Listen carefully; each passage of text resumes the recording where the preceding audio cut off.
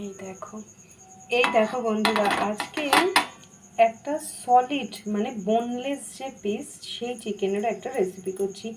এখানে ম্যারিনেট করে রেখেছি চিকেনটা দই, গোলমরিচ গুঁড়ো, লঙ্কা গুঁড়ো, সাদা তেল আর ধনে গুঁড়ো দিয়ে ম্যারিনেট করে রেখেছি চিকেনটা।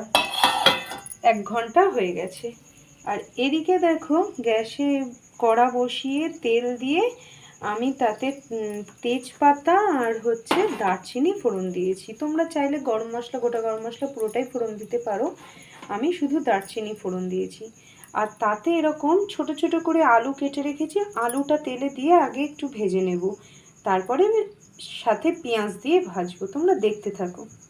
দিয়ে দিয়েছি, নুন হলুদ দিয়ে আলুটা ভাজলাম আর তেলে পেঁয়াজটা দিয়ে দিলাম। এবার পেঁয়াজটা একটু বাদামি করে ভেজে নেব। পেঁয়াজটা আগে বাদামি করে ভাজা হোক, তারপর থেতো রসুন দেব।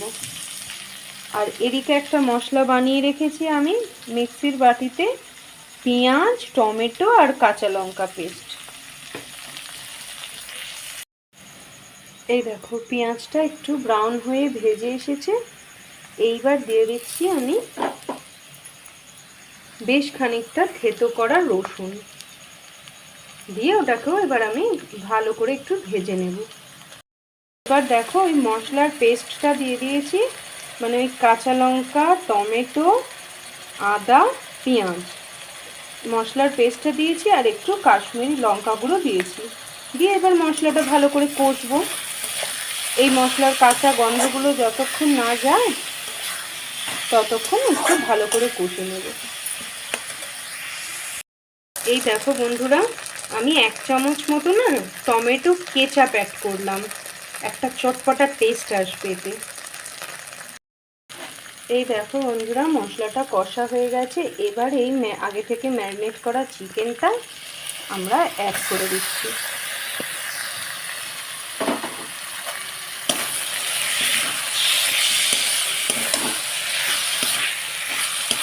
একদম বোনলেস ব্রেস্টের পিস কিনে এনে আমি নিজে এটাকে আমার পছন্দ মতো ছোটো ছোটো পিস করে নিয়েছি। এবার জাস্ট এটাকে কষবো, একটু গ্যাস সিমে রেখে এটাকে কষা হবে। দ্যাটস ইট, এতে আর কিছু এখন অ্যাড হবে না, কোনো রকম মশলা। এই দেখো বন্ধুরা, এবার আমি এতে নুন স্বাদ মতো অ্যাড করলাম। আমি কিন্তু এতক্ষণ নুন অ্যাড করিনি, তোমরা দেখেছো রান্নাটায়। কারণ চিকেন এ নুন অ্যাড করে দিলে না স্টিফ হয়ে যায় চিকেনগুলো। আর যেহেতু এটা বোনলেস চিকেন, সলিড পিস, তো এটা তো আরও স্টিফ হওয়ার টেন্ডেন্সি থাকবে। আমি ম্যারিনেট করে রেখেছি 2 ঘন্টা। কম করে হলেও তোমরা 40 মিনিট ম্যারিনেট করে অবশ্যই রাখবে। আর নুনটা এরকম একটু শেষে অ্যাড করবে। খানিকক্ষণ কষে নিয়ে নুন অ্যাড করেছি। এইবার চাপা দিয়ে দিয়ে আরও খানিকক্ষণ কষবো। এই দেখো বন্ধুরা, খুব সুন্দর করে আমি কষিয়ে নিয়েছি। অল্প অল্প তেল ছেড়েছে। যেহেতু আমি খুব কম তেলে রান্নাটা করেছি তাই খুব বেশি তেল ছাড়বে না। আর অল্প একটু ধনেপাতা ছিল, আমি তাই দিয়েছি। আর এই গরম জল আমি এবার দিচ্ছি, পরিমাণ মতো গরম জল দেব। তোমরা কিন্তু কেউ যদি তেল কম খাও তারাও এই রান্নাটা নিতে পারো। কেউ যদি ডায়েট করো সেও কিন্তু এই রান্নাটা তোমাদের ডায়েট রেসিপির মধ্যে রাখতে পারো। কারণ আমি কিন্তু খুব কম তেল দিয়ে করেছি, তোমরা সেটা দেখতেই পাচ্ছ যে আমার একদম সেভাবে তেল দিইনি রান্নাটায়। আর দই রয়েছে, তো এবার কষাই হবে জিনিসটা। একটুখানি চিকেনটা সেদ্ধ হওয়ার মতো অল্প জল দিলাম।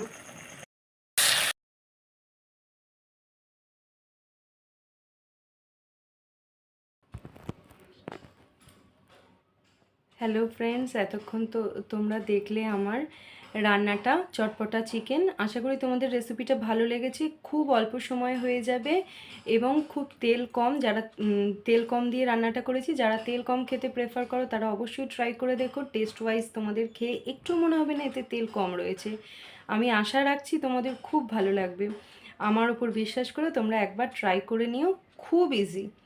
একবার ট্রাই করে আমাকে কমেন্টে জানিও তোমাদের কেমন লাগলো। আমি সোনাই, নিশ্চয়ই ভুলে যাওনি। আর আমার চ্যানেলের নাম কুকিং উইথ সোনাই ভ্লগ। অবশ্যই কিন্তু সাবস্ক্রাইব করো আর পাশে থাকা বেল আইকনটা অন করতে একদম ভুলো না। ভিডিওটা ছেড়ে যাওয়ার আগে একটা লাইক করে যেও, ঠিক আছে? সবাই সুস্থ থেকো, ভালো থেকো, সাবধানে থেকো। আজকের মতো আসি, টাটা।